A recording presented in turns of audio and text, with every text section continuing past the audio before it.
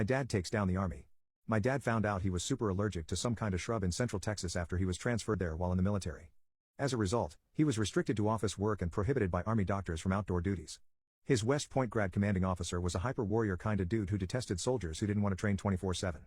Unfortunately, he thought my dad was milking his allergies in order to avoid being a real soldier. My dad was also married and my mom was pregnant with my older sister, a situation that infuriated the captain. The CO never, ever passed an opportunity to humiliate my dad by questioning his manhood, doubting his commitment to protecting the Constitution, disparaging his duties. The CO would call him out in front of the company or debase him in front of higher HQ staff. He'd call the house at 6 a.m. on Sunday and order dad in for bullcrap reasons, anything to annoy him. In short, he made his life a living hell. When my dad got orders to leave active duty, which enraged the CO, he found out that the CO received orders for an assignment that was a notch needed to guarantee promotions as well as other plum jobs. Dad decided to mess with his official records before leaving. As company clerk, he had full access to unit personnel files, orders, which meant he also had keys to the building as well. This was during the pre-digital, pre-computer era.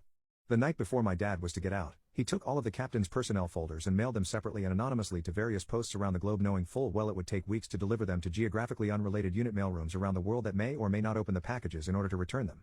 It just so happened that the unit was in the field for a 2-week exercise on the day my dad left, which meant a skeleton crew would man the phones and mow lawns until they returned from the field. No one was the wiser for weeks.